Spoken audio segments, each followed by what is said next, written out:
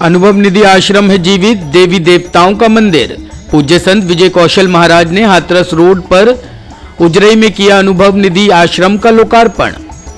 ये शरीर और आत्मा का सर्विस स्टेशन है। यहाँ आत्मा की गाड़ी का कचरा साफ किया जाएगा। यहाँ नई चेतना, नया संकल्प, नया प्रकाश, नई दिनचर्या, नई साधना, भगवत अनुभूति और आत्म साक्षात्कार के नए अनुभव होंगे। ये वृद्धा आश्रम नहीं अपितु जीवन भर के अनुभवों को साझा और संचित करने के साथ साथ सेवा और साधना करने का केंद्र है। ये विचार रिस्पेक्ट एज वेलफेयर सोसाइटी द्वारा हाथरस रोड पर उजरई में बनाए गए अनुभव निधि आश्रम के लोकार्पण समारोह में रविवार को मौजूद सैकड़ों श्रद्धालुओं के समक्ष पूज्य राष्ट्रीय संत विजय कौशल जी महाराज ने व्यक्त किए।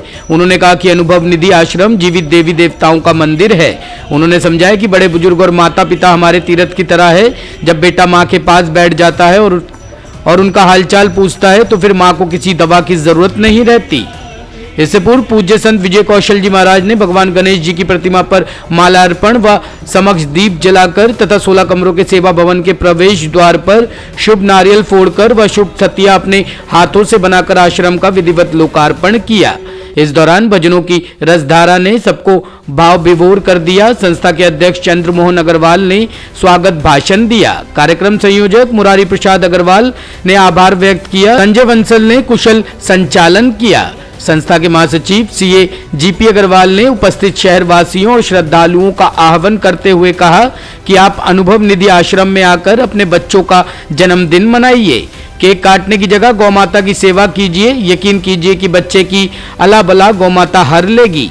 उन्होंने अनुभव निधि आश्रम के उद्देश्य बताते हुए कहा कि यह आश्रम उनका है जो रिश्तों की भीड़ में अकेले हैं। यहाँ अनुभवों के संचय से समाज को स्वास्थ्य, शिक्षा और संस्कार प्रदान किए जाएंगे। इसका उद्देश्य जैविक खेती और गोपालन को प्रोत्साहित करने के साथ साथ समाज निर्माण के लिए सत्संग का आयोजन करना भी है। मेरा नाम सीए जीपी अग्रवाल है।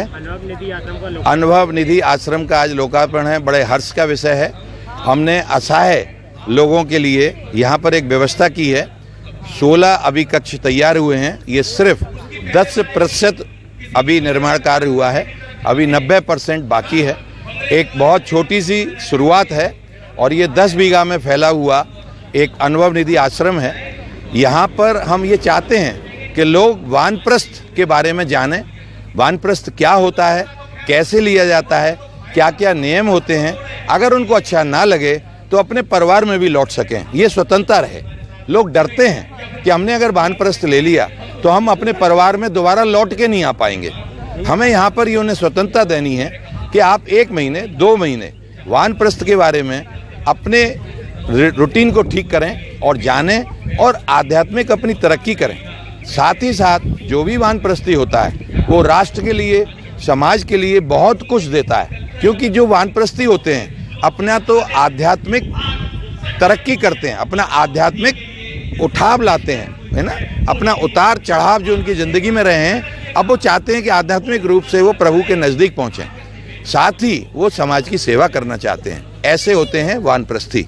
अगर वो वानप्रस्थ आश्रम में या खुश ना हो तो लौट सकते हैं अपने घरों को। पहले व्यवस्था ये थी कि एक बार आप वानप्रस्थ आश्रम में चले गए तो साधु सन्यासी के आश्रम से आप लौट के आ ही नहीं सकते थे। अब हम ये स्वतंत्रता देना चाहते हैं। आपको अच्छा लगे तो आगे बढ़ें, नहीं अच्छा लगे तो फिर से लौट जाएं। तो ये एक बहुत अनूठा अनुभव होगा लोगों का। यहाँ आएँ और वानप्रस्थ का आश्रम का आनंद लें। यहाँ वृद्धों की बात नहीं है। देखिए, वानप्रस्थ तो 50 वर्ष के बाद लिया जाता है। कोई 55 वर्ष का आ सकता है, कोई 51 वर्ष का आ सकता है। इसलिए हम इसको सिर्फ वृद्धों से ना जोड़ें। ठीक है, सीनियर सिटीजन ज़्यादा लेना चाहते हैं, ठीक है ना। तो सीनियर सिटीजन्स के लिए यहाँ सुविधाएं बहुत हैं, लेकिन ऐसा नहीं है कि यहाँ पर कोई वानप्रस्थ लेने के लिए 51 वर्ष का कोई व्यक्ति आएगा तो हम उसका स्वागत नहीं करेंगे। उसका पहले स्वागत है। यहाँ वानप्रस्थी भी रहेंगे, वयोश्री भी रहेंगे और समाज सेवक भी रहेंगे और यहाँ से समाज की सेवा की जाएगी। आज अनुभव निधि आश्रम उजरई खंदौली के पास आज इसका लोकार्पण हो रहा है। हमारे गुरुदेव संत श्री विजय कौशल जी महाराज के द्वारा फीता खोला जाएगा। हमारा इस अनुभव निधि आश्रम में आप जैसा देख रहे हैं 16 कमरे बने हुए हैं। अभी 32 असहाय जिनका कि इस दुनिया में कोई भी नहीं होगा, उन लोगों को यहाँ पर बुला करके उनकी हम सेवा किया करेंगे।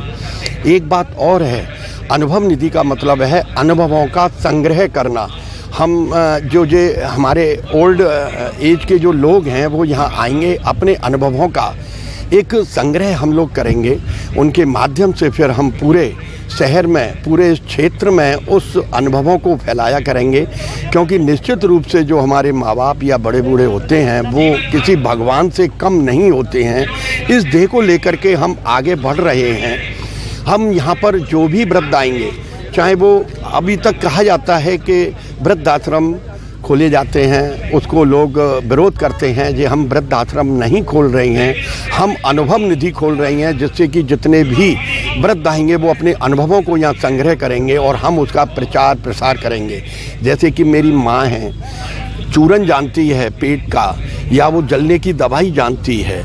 अगर हम उसका यहाँ संग्रह करके और उसको ऊंची कोटि पर ले जाएंगे तो उसका लाभ मिलेगा। हम लोग बड़े बूढ़ों को रिजेक्ट करके थोड़ा सा घरों में हम छोड़ देते हैं, उनसे कोई बात करने वाला नहीं होता है। हमारा उद्देश्य है कि हम उन लोगों को यहाँ लाएं।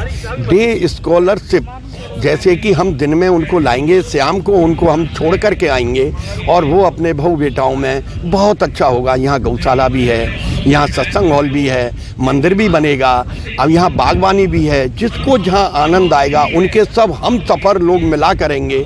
और वो युवाओं को किस तरह से संदेश जाएगा आश्रम से? है जी, युवाओं को किस तरह से संदेश? अब युवाओं को हम संदेश देना चाहते हैं। जब युवा हम टीम इससे जोड़ रहे हैं और वो ही उन लोगों की सेवा करेंगे तो इनसे उनके संस्कार पड़ेंगे। कोई भी बेटा या कोई भी बेटी, कोई भी बहू उन लोगों से दुर्व्यवहार नहीं करेंगे, गलत नहीं बोलेंगे, ऊंची आवाज़ में नहीं बोलेंगे, उनकी सेवा ही करेंगे, पूजा ही करेंगे।